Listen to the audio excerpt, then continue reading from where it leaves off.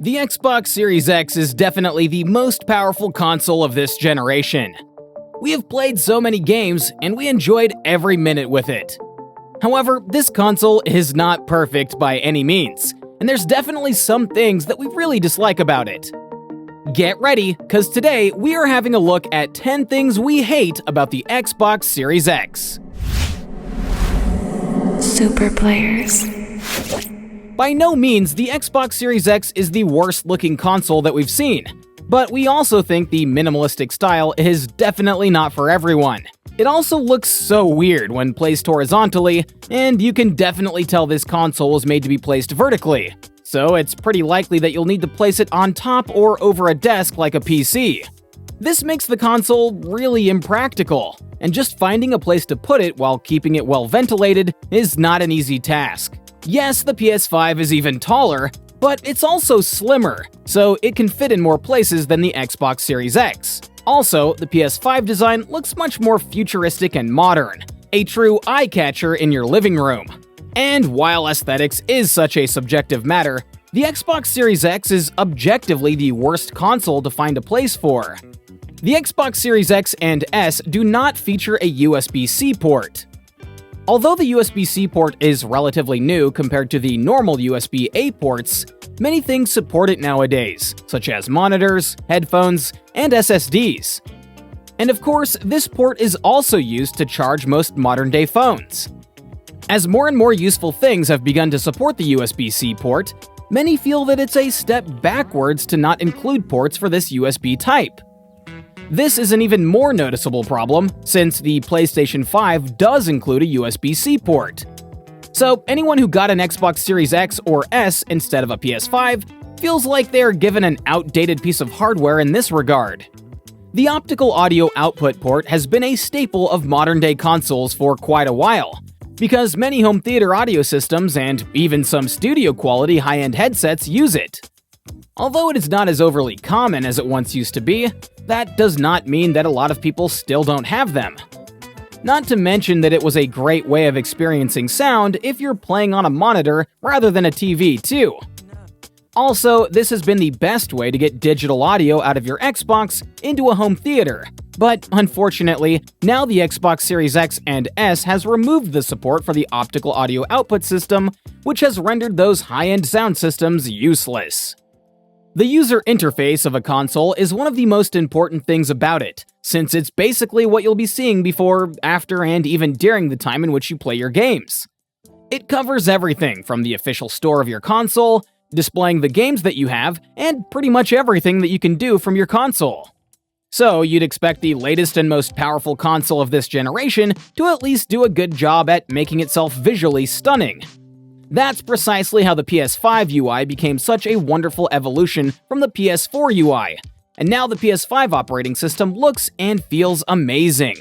Unfortunately, the new Xbox console's UI is basically the same used on Xbox One, and features very few improvements from a visual and experience standpoint. It's like having a next-gen console that feels like a retro console. Not good. Innovation is the way to the future.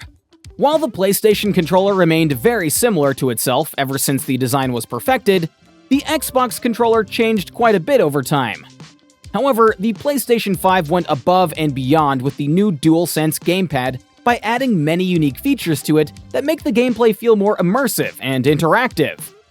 Meanwhile, the Xbox Series X and S gamepad is awfully similar to the Xbox One gamepad, which in turn was awfully similar to the Xbox 360 gamepad.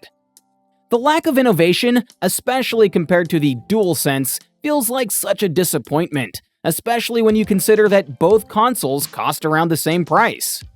The Xbox Series consoles do not have rechargeable batteries, which means that you have to use external batteries to keep it going, unlike the PlayStation controllers, which have non-replaceable internal batteries that you can charge while you play the game. Fans have complained about this for a while, because rechargeable controllers are more convenient than using extra disposable batteries. And even if you buy rechargeable batteries yourself, it's still a hassle, because you have to spend extra money aside from what you already spent on the gamepad, and you can't play games while you take the batteries out to charge them, unless you buy several pairs of them.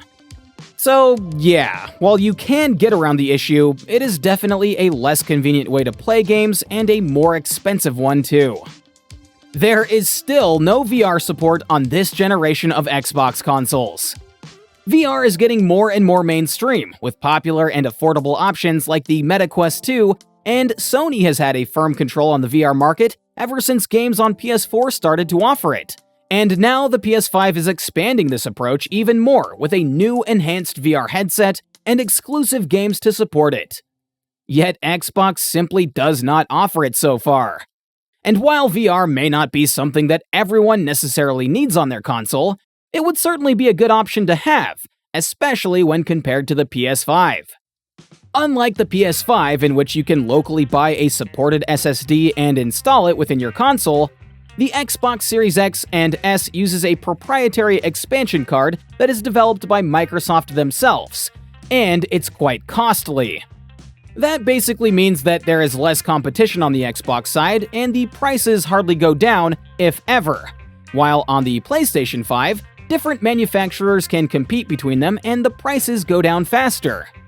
This issue is even worse on the Series S, where you can only use around 364 gigabytes of the 500 available, and the only option to expand it is to buy a storage expansion card that costs almost the same amount as the console itself. Ouch! One of the key selling points to the Xbox Series X is that it's the most powerful gaming console. However, in practice, the difference between the PS5 and the Xbox Series X is very minimal, and most of the time, almost indistinguishable. In fact, it even comes down to how certain games are optimized at the end of the day. For most games, you'll have to do a comparison side by side to find any noticeable differences, and even then, it's not so obvious. So the statement that the Xbox Series X is the most powerful console is technically true, but at the same time, it doesn't really feel like that. Ever since the Xbox One era, Microsoft has failed to keep up with the diverse and amazing exclusives that both Nintendo Switch and the PlayStation 5 has to offer. And yes, Xbox does have a few good exclusive games, but compared to PlayStation 5, there is a lot of space for improvement, both in quantity and quality. Basically, all of the recent Sony exclusives have been amazing, whereas the flagship title of the console, Halo Infinite, failed to impress both longtime fans and newcomers alike. And yes, Microsoft has been investing heavily into new game studios, and even purchased Bethesda, but unfortunately, it will be years before we see these investments bring real games and real value to the customers. In the meanwhile, Sony keeps releasing game after game after game while getting excellent reviews from both fans and critics alike. We have hopes that, in the future, Xbox will have a more even playing field to compete with Sony. But in the meantime, the lack of good exclusive titles on the Xbox platform is the thing we dislike the most about the new Xbox consoles. Super players.